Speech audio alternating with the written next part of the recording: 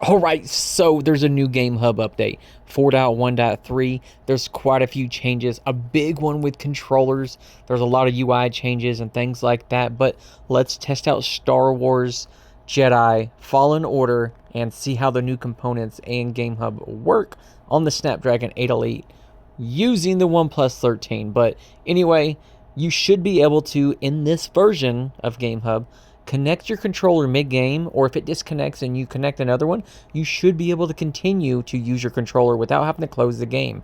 But just right off the rip, you can see the HUD at the top left. It is different. It is all like nice and tucked away and out of the way. I like that. But let's just check out the performance of this game and see how well it plays.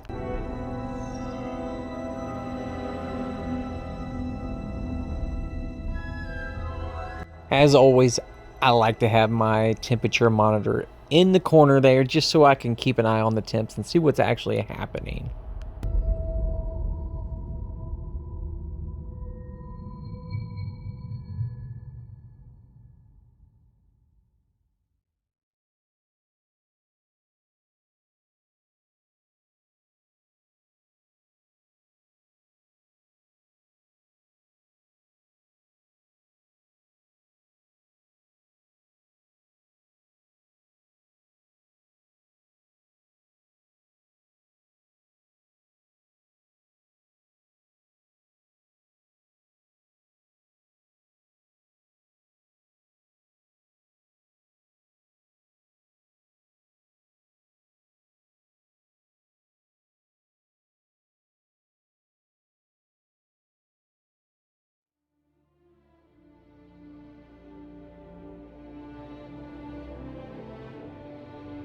Alright, now that the game is finally loaded and we're in the main menu, let's go ahead and check out and make sure the visuals are set to the lowest possible setting right now.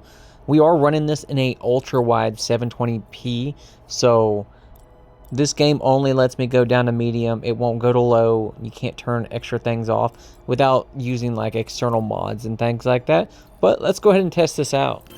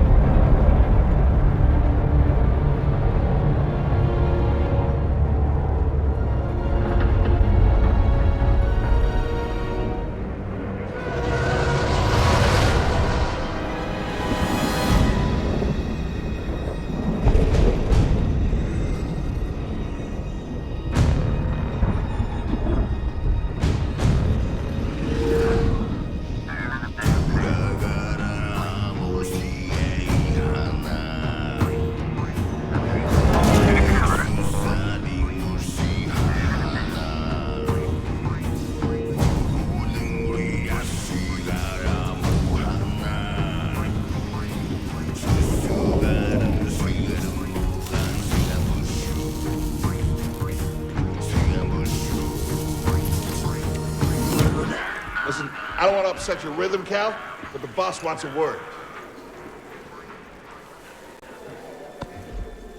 It'll be good for us. Here he is, Chief. An error has been detected on line 10A. All our clamps are jammed. I need 2 workers to climb up and secure the cables. That's not an easy maneuver. The guild will double your pay for this shift. Come on, Cal. Well, it's a score. That couldn't hurt. Huh? Okay. All right, let's go. Get to work. This way. I'm right behind you.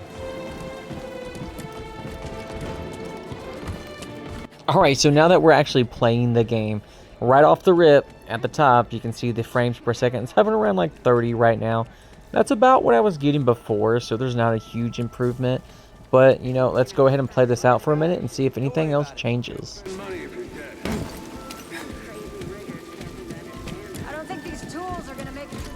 Up here.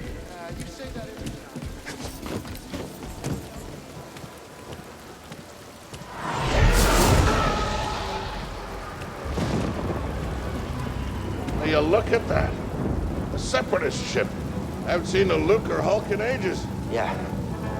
Ages. Breaking her will be big money. All right, let's go.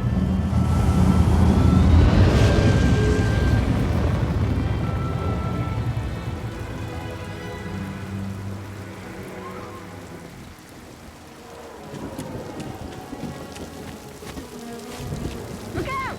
Hands up! What the hell? Hey, you okay? Yeah, I'm good. Ladder's out, though. Gonna have to find another way. Yeah, no problem. I'll improvise. Depart this barge immediately. You are not approved trash. I'm trash, just not approved trash. Alright, at this point I'm pretty confident that it's going to hover around 30 frames per second for the most of the game.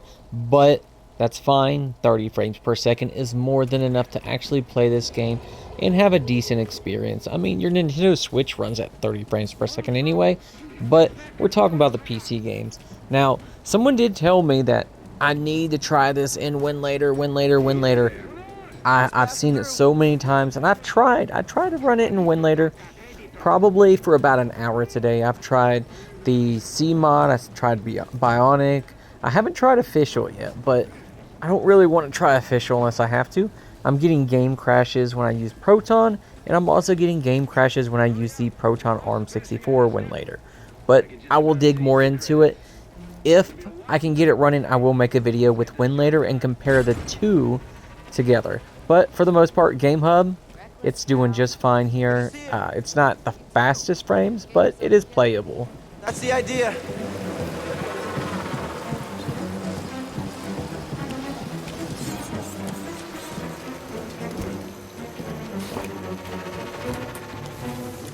Alright, so this is where we're going to test the controller features that were added. Now, it does say that you can use your controller, disconnect and reconnect, so let's go ahead and disconnect it. It was working. So I'm going to turn Bluetooth off. That'll turn off my PlayStation 5 controller. Turn it back on. Alright, I'm going to turn my controller back on, and let's see if it works. It should be connected. It's working. It's working. So they did fix that. That is awesome. That is a huge win in my book.